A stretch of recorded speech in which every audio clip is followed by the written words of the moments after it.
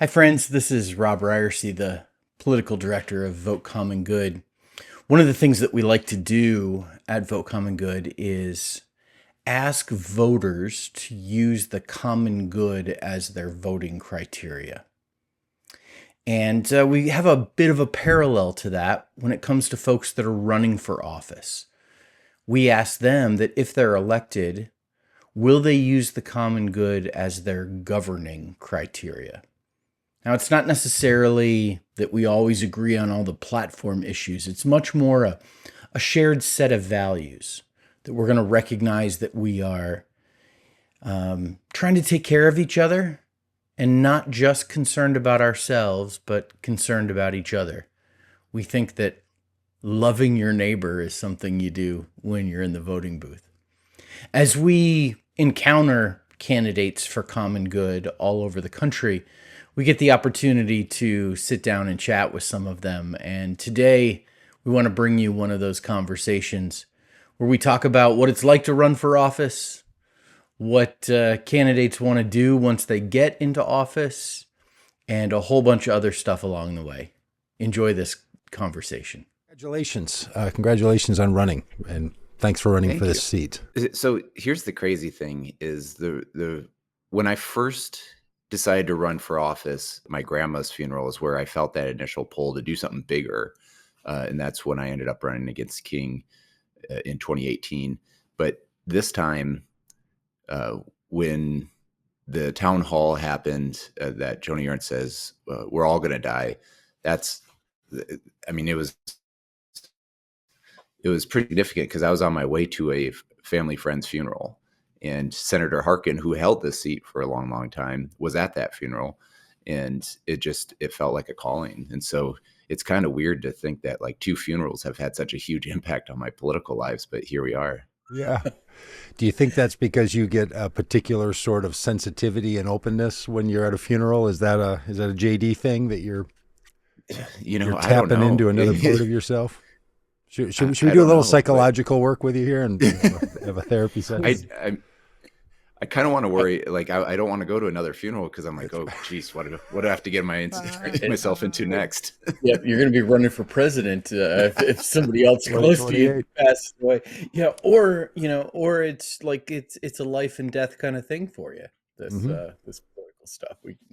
I think it's one thing you just think about life when it comes to funerals, and you think about like where you're at in life, what you should be doing, and things like that. And I'm a very passionate person. I wear my politics on my sleeve. And so that's when you have all those thoughts going through your head, it really is like, what are you doing this for? And for me, it's, fighting for the people in that room, fighting for what the legacy of the person you're trying to support there at the event and everything, and just celebrate. And so, I don't know, a lot of thoughts going through my head, but that's when I was like, I thought more and more, this is something I should consider. And then the next day when she doubled down at the cemetery and that weird, not even an apology, just, it was disrespectful. And she was like, mocking everybody. Yeah. Seems like she was mocking everybody. Yeah. So JD, tell me this, when did you decide in your life that the way you wanted to make an impact would be through politics? Like what was the political move for you that said, yeah, if I'm going to spend my hours that I have on in this life, I want to do it in politics? I will say it's a reaction to the 2016 campaign and having Trump win that election. Then it was a series of things. Then I went to visit my grandmother, who was my biggest inspiration in my life. And the last thing she'd said to me was like, you got to take care of the farm. And a month later, that was at her funeral. That's when things started going more and more. And like, I got to do something more. And then a month from there, I went to the Women's March in Seattle. I was living out there at the time. And I just felt that raw power and energy. And I was just like, I can make a difference. And for some reason, I went home and immediately looked up the congressional seat. And I was just like, Steve King is not a good person. So I think I can use Winnebago and just go around nonstop and do something different. And here we are 8 years later. And still fighting for the same issues, fighting for family farms, fighting for people that have health care and just everyday things. And you are an athlete, currently still Yeah. a professional baseball player, Yeah. um, Yeah. and you were a college athlete. Mm-hmm. And there's a thing about the way athletes think about the world and their place in it. Have you given much consideration of how that maps on to your way of thinking about how you should Ooh, that's spend an your time in interesting politics? question. Yeah, I will say that playing baseball, especially minor league professional baseball, is the best experience in order to run for office for me. It is a grind. It's a marathon season. It is 10:40 p.m. bus nights that go overnight for 7 hours. It is not lucrative, but at the same time, it's what you're passionate about. And for me, the campaign trail is kind of similar. Like I love being out there. I love meeting people, but all that uh, public speaking, all that driving, and all everything, it wears on you a Yeah. little bit. And so, um, but when it comes to like why I do this, it's that competitiveness, like it's Mm. like when I have to, that last hour of fundraising calls in the day, it gets to be a little bit of a grind. But at the end of the day, you realize like, I can't win unless we raise enough money. I can't get my message out there unless we make these next few calls or just things like that. And that competitive edge, I think, is something, and especially growing up here in Sioux City, I have a chip on my shoulder. We didn't have the fanciest equipment. We didn't have the nicest facilities, and yet we were able to compete in every sport I've been Huh. I played. We had really good teams, but we all had that chip on our shoulder. And the best, to me, like some of the best players, some of the best athletes, and also some of the best politicians, they have that kind of that Right on. sense that come on, bring it on, let's take this on. Yeah. JD, how's the season going? It's going great. The team, we're 8-12. I think we're tied for second best in the entire league. We have a very young team. Because the legislation session ran long, I wasn't part of the first 20 games. I went, but I was on the inactive list. So Sunday, the day before we launched, I got activated. We launched our U.S. Senate campaign on Monday, and then I pitched an inning and a third scoreless in my first outing on Tuesday. So it's It's just it's a little different. All right. So great. JD, you said we have a really young team. You weren't activated. When you were activated, how much did that move up the average age of the team? We were throwing, just getting loose the other day, and they're like, hey, man, we got a really young team. I go, I count as two, Yeah. So, I mean, yeah, you're not Robb Ryerse, Doug Pagitt old, but for a professional, 45. for, Yeah. for a Yeah. professional athlete that's Yeah. not on the Oh, senior tour, right. I'm hanging on by a thread. And last summer, I was the oldest person in league history to get a win, and the only active serving member of a legislature to get a win. And because of those two things, my jersey from the first game I pitched in is in the National Baseball Hall of Fame. And that's one of the Love coolest it. things that ever happened to me. That's about that? amazing. That's Yeah. amazing. Hey JD, let's circle back to the press conference or the town hall Yeah. that Senator Joni Ernst did, and she was asked by constituents about Medicare and Medicaid cuts, the impact that that's going to have on people, and her in one of those Iowa voters says, people are going to die, and she very Yeah. flippantly replied, well, we're all going to die. Right. Which is maybe an appropriate comment, if you're having a casual conversation with friends Right. and maybe not an appropriate response from a United States senator when asked about a serious, the implications of a vote that she's made in policy decisions. Like, talk a little bit about like just. I mean, I'm I'm teeing this up for you. Do base? Well, I guess that's golf terms, not baseball terms, or T-ball terms, or T-ball terms. Yeah, when your career peaked. Yeah, that's right. Just a reprehensible comment. Well, so we all are going to die, but we don't have to die so billionaires can have a bigger tax break. I'll say that. And that's the reality. And so this bill is nasty in so many ways, but it's one of the things that it will do is kick millions of Americans and a lot of Iowans off their health insurance. But not only that, it's going to impact all of Iowa because it's going to devastate rural hospitals, rural nursing homes, rural OBGYNs, and then that's going to cause a bigger strain on the urban centers, the healthcare centers. And so this is going to impact everybody. And again, why are we doing this? It's not to cut costs. It's not for anything other than to give billionaires a second or third yacht. And that's the thing that is so immoral, so disgusting. And that's the part of it that I was like, I can't sit on the sidelines anymore. And all across Iowa, there was already protests and rallies against the bill. And then once this happened, you have people calling Joni Hearse at this point. And it's stuck, and people are livid about this. And so that's the amount of excitement that we've seen from our campaign already, and just what's out there. I'm just really looking forward to hitting the campaign trail and just going out there and talking to folks and capturing that energy, just like we did in 2018 when we took a Trump plus 27 district and nearly pulled it off and lost just by 3. We can do something similar this year. And like the 2017 tax bill was very unpopular, but it also didn't kick millions of Americans off health insurance, and thousands and thousands of Iowans off health insurance. You add those two things, people are going to be upset, and we can go out there and earn votes. Yeah. We play a little game on the podcast sometimes where I like to show Doug a video and that he hasn't seen and watch him react in real time. We did this, I think, last week, not when we were on the air.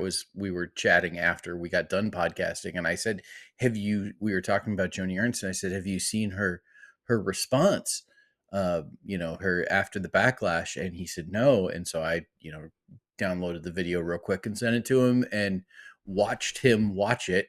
And the look of horror on his face as she, in a cemetery, records a selfie video in which she, sarcastically says, I'm sorry I didn't, for those people that don't know that everybody's going to die, I'm sorry for, and then she jokes about the tooth fairy not being real. And then she ends the video with a plea for people to accept Jesus Christ as their Lord and Savior, just as she has.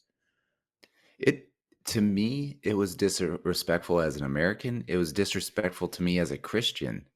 Like, where in the Bible does it say to accept Jesus Christ so billionaires can have a bigger tax break, so the wealthy here can do more, And that's the thing. The social justice part of the Bible is the thing that really motivates me and moves me to do a lot of the stuff that I did, because it's part of the moving of what I firmly believe in that made me get off the couch to run against Steve King, because I felt what he was doing was immoral. And so that's and when I launched that campaign, one of the first things I did was take the Matthew 25 pledge, because to me, that's the root and the essence of the Bible.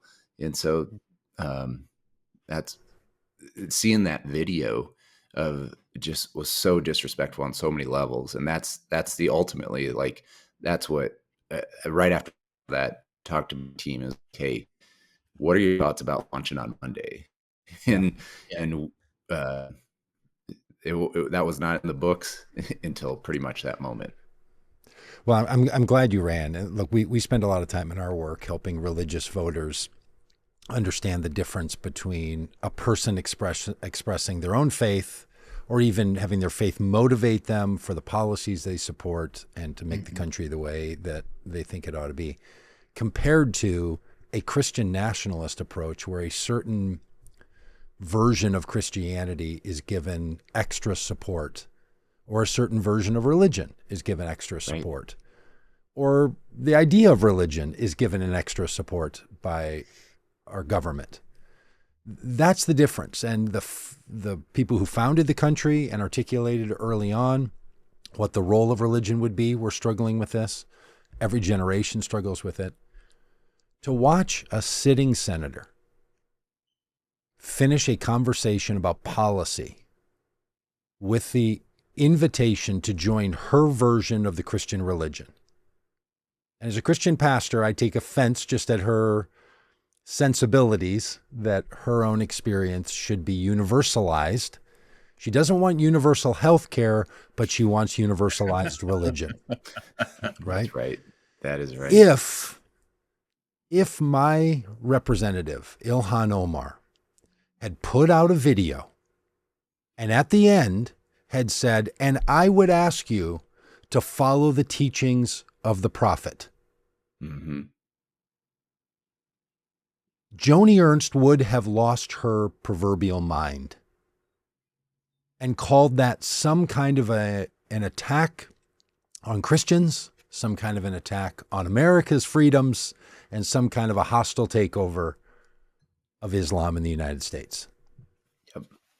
I feel that what Joni Ernst has done and what she was signaling to people in Iowa is, I'm your kind of Christian, so don't worry about the policies that I pass. In other words, we agree on this, which I don't even think people do agree with her on this, but we agree on this, so therefore stick with me.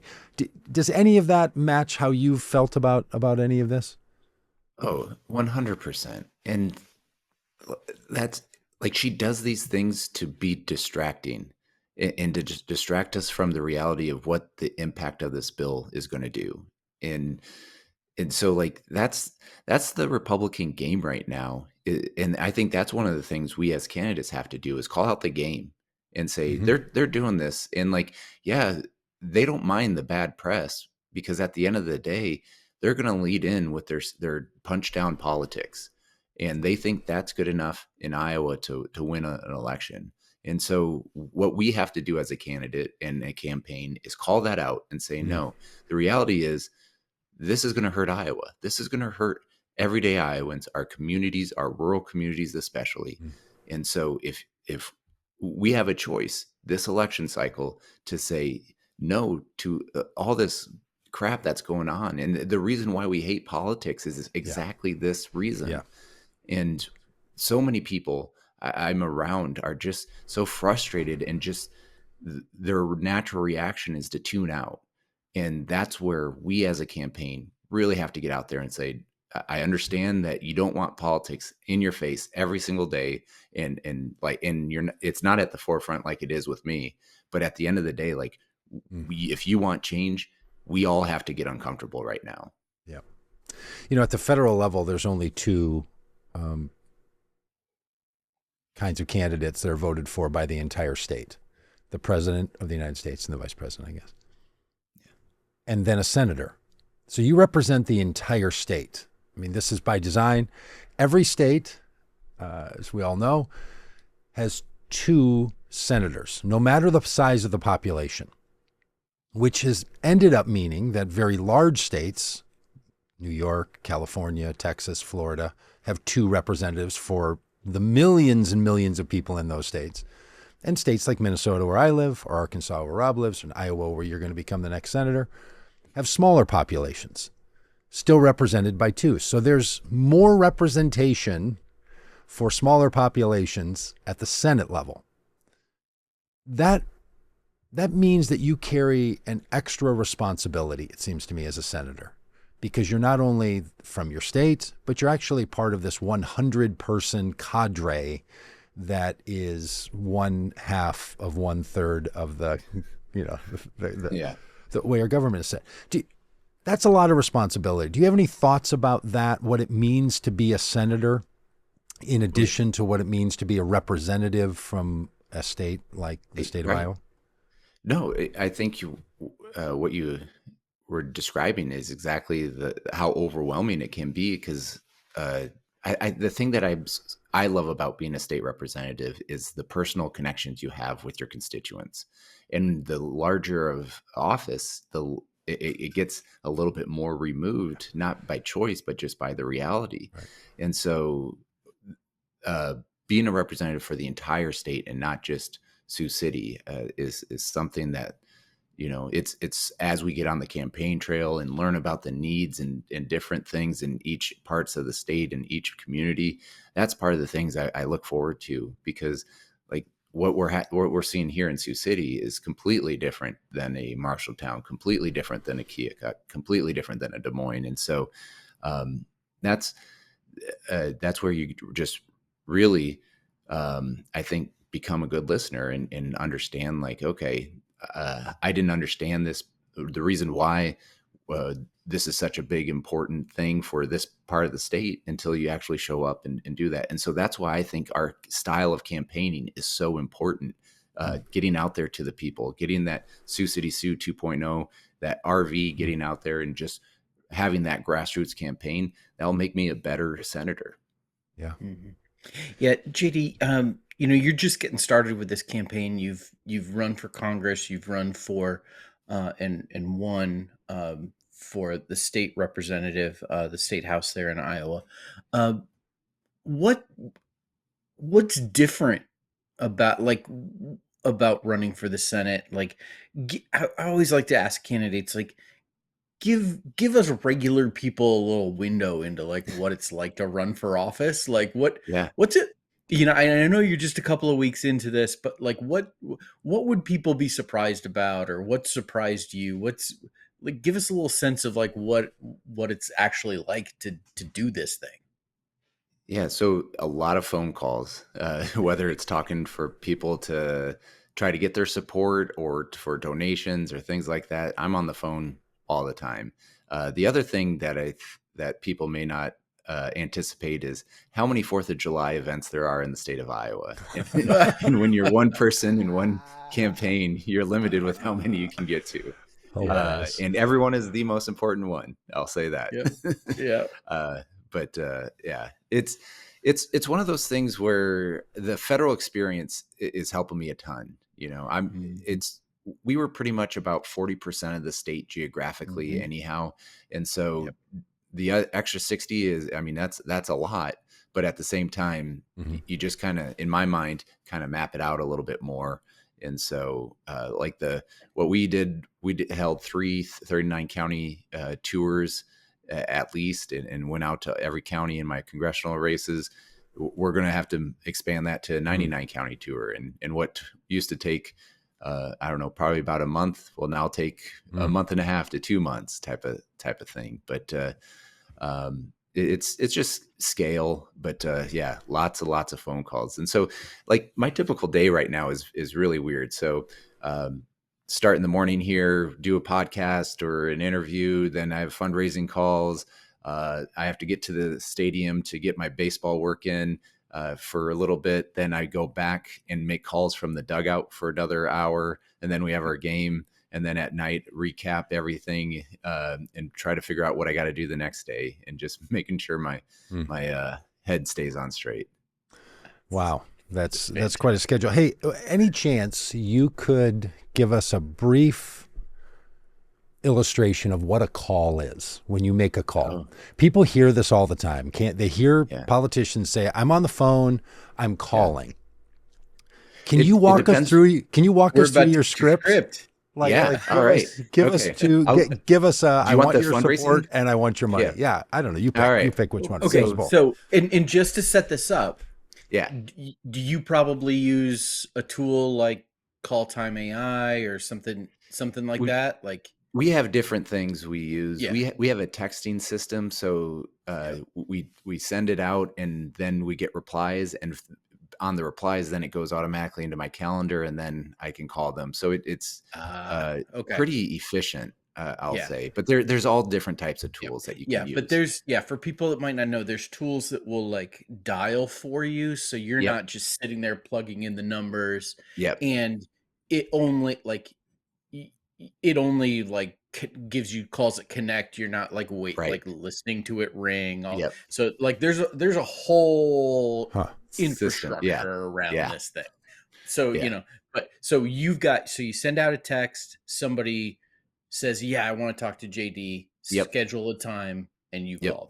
Okay, give us the fundraising call. Give us that one. You're calling somebody who you think can donate to the campaign. What does this person say? Because a lot of people listening to this they're not on the list.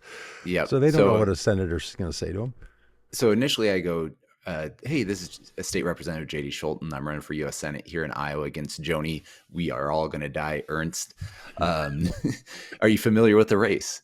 And either they say yes or no. And if they're familiar with the race, so I go, well, we have a great opportunity to really move the needle and have an upset in this state.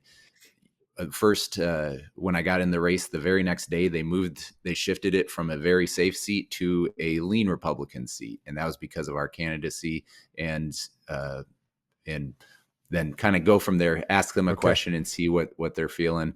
And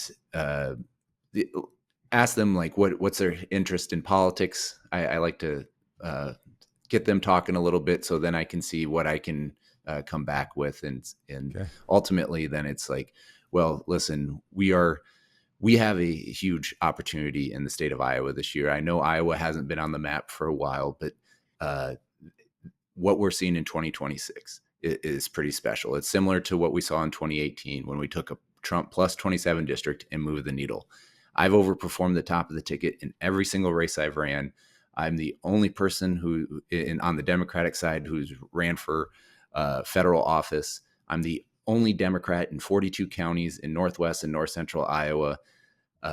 And I consider myself a blueberry in a bowl of tomato soup.